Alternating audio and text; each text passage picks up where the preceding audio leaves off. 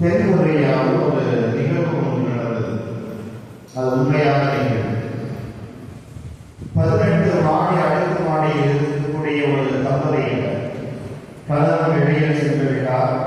மனைவி உள்ளே சமைத்துக் கொண்டிருக்கிறார். ஒரு சிறு குழந்தையாக விளையாடி கொண்டிருக்கிறது. ஜன்னல் ஓரமாக வைக்கப்பட்டிருந்த காசோலை ஒன்று இருக்கிறது. அந்த காசோலை பல லட்சத்துக்கு உரியதாக இருக்கிறது. ஆனால் அந்த காசோலையானது அந்த ஜன்னல் வழியில் வைக்கப்பட்டிருந்தது காற்று அடைந்தவுடனே அது கீழே விழுவதை தவறி விழுவதை கவனித்து விடுகிறார் அந்த பெண்மணி. ஆனால் இவற்றை கவனித்த அந்த பெண்மணி ஜன்னல் வழியாக எட்டி பார்க்கிறார். கீழே கிடப்பதை உறுதி செய்கிறார். கீழே கிடக்கக்கூடிய அந்த காசோலையை எடுப்பதற்கு கீழே இறங்குகிறார்.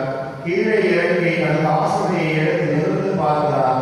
அங்கே அவருடைய விளையாட்டுக் கொண்டிருந்த சிறு குழந்தையாக அந்த ஜன்னல் வழியாக ஏறி நிற்பதை பார்க்கிறார். அலறுகிறார், பதறுகிறார். ஆகா, என்னுடைய குழந்தை இறக்கப் போகிறது, என்னுடைய குழந்தை கீழே தவறப் போகிறது, யாரையும் நமக்கு உதவி செய்யுங்களே என்று சொல்கிறார். யாரும் எவரும் வரவில்லை. அதுதான் நகர வாழ்க்கை, நரக வாழ்க்கை. நகர வாழ்க்கையாக இருந்தாலும் நரக வாழ்க்கையாகத்தான் இருக்கிறது. யாரும் எவரும் எதுவும் கண்டுகொள்ளவே மாட்டார்கள். அப்படி இருந்த பட்சத்தில் அந்த தாயானவர் என்ன செய்கிறார் என்றால், வேளாண்மையில் ஒரு 50 அடி உயரத்தில் இயேசு கிறிஸ்துவுடைய 2 கரங்கள் இருந்த சுரூபம் இப்படியே இருக்கிறது அல்லவா? அதே போல இந்த தாயும் இப்படியே நின்று கொண்டிருக்கிறார். எனது குழந்தை கீழே தவறிவிட்டவரது நிச்சயமாக எனது குழந்தையை நான் பாதுகாப்பேன், எனது குழந்தையை நான் உயிரோடு மீட்டெடுப்பேன் என்று சொல்லி அந்த எண்ணத்தோடு கரங்களை விரித்தவனமாய் இருந்தால் குழந்தையானது தவறுகிறது. அதே போல அவர் எண்ணியவாறு அவருடைய கைக்குள் அந்த குழந்தையானது வந்து அடங்கி விடுகிறது. மெய் சிறந்து போகிறார். எங்கே என்னுடைய குழந்தை கீழே விழுந்து இறந்துவிடுமோ என்று நினைத்திருந்த வேளையில் அந்த தாயுடைய கரத்தில் மீண்டும் தவறுவதை நினைத்து பார்க்கின்ற பொழுது அவளுக்கு மிக ஆனந்தமாக இருந்தது, மகிழ்ச்சியாக இருந்தது. தாய் என்பவள் அன்பை கொண்டிருக்கக்கூடியவள், தாய் என்பவள் பாசத்தை கொண்டிருக்கக்கூடியவள், தாய் என்பவள் அனைத்தையும் கொண்டிருக்கக்கூடியவள், தாய் என்பவள் இரக்கத்தை கொண்டிருக்கக்கூடியவள், தாய் என்பவள் தன்னுடைய இரக்கத்தை பாழாக கொடுக்கக்கூடியவள், தாய் என்பவள் தன்னை அரவணைக்கக்கூடியவள், தாய் என்பவள் எல்லாவற்றிலும் தன்னை அர்ப்பணிக்கக்கூடியவளாக விளக்கக்கூடியவள் தான் தாய். தாய் தாய் அத்தகைய தாயெல்லாம் புத்தாண்டிலே முதல் மாதிரியாக முன் மாதிரியாக வைத்து எல்லோரும் எழுத வேண்டும் என்பதை நமக்கு எதிர்த்து காட்ட திரு அவையானது இன்று அன்னை மரியா இறைவனின் தாய் என்ற தலைப்பை சிந்திக்க அழைக்கப்படுகிறது. ஒவ்வொரு ஆண்டும் ஜனவரி 1ஆம் தேதி அன்னை மரியா இறைவனின் தாய் என்று சிந்திக்கிறதற்கு காரணம் அந்த தாயினுடைய அருளையும் அந்த தாயினுடைய ஆசிரியையும் அந்த தாய் கொண்டிருக்கூடிய பண்பு நலன்களையும் நாம் கொண்டிருக்க வேண்டும் என்ற ஒரே நோக்கத்திற்காகத்தான் இத்தகைய நாளை திரு அவையானது நமக்கு ஒதுக்குகிறது.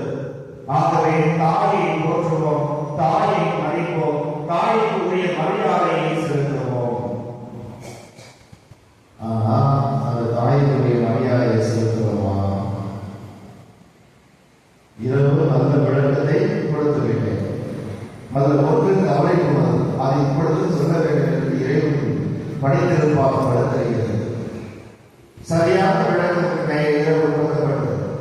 இப்பொழுது அதில் ஒன்றே ஒன்று சொல்லிக் கொண்டிருக்கிறது. அன்னை மரியாவுக்கு சரியான மரியாதை கொடுக்கிறோம். நாம் தான் சிறைப்பழிப்பாடு என்று சொல்கிறோமே, அன்னை சிறையாக வைத்து நாம் வடிவமைத்து அவரை வணங்கிக் கொண்டிருக்கிறோமே என்று சொல்பவர்களுடைய கூற்றுக்கு நீங்கள் எப்படி பதில் கொடுக்க போகிறீர்கள், எப்படி நெத்தியடி அடிக்கப் போகிறீர்கள் என்பது ஒரே ஒரு உதாரணம். தாய் வேண்டாம், அது ஒரு சிலை, அது ஒரு உருவம், அது ஒரு சிலை. சுசைகள் வேண்டாம், ஏனென்றால் அது ஒரு உருவம், அது ஒரு சிலை. அந்தோனியார் வேண்டாம், ஏனென்றால் அது ஒரு உருவம், அது ஒரு சிலை.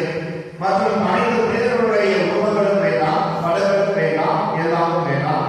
சரி, இவையெல்லாம் வேண்டாம் சொல்லிக் கொண்டிருக்கிறாய் அல்லவா? ஆனால் உன்னுடைய ஆலயத்தில், உன்னுடைய இடத்தில், உன்னுடைய அந்த வளாகத்தில் ஏன் சிலுவையை மட்டும் வைத்திருக்கிறாய்? யாரும்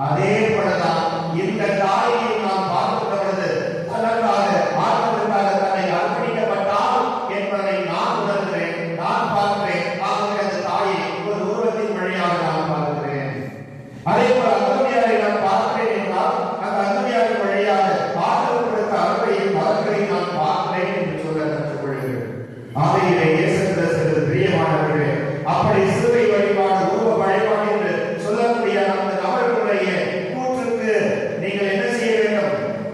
அந்த வார்த்தை போகலாம். நான் என்ன சொல்றேன், சம்மட்டி அடியா நெத்தி அடியா சொல்ல வேண்டியது வேற பாருங்க.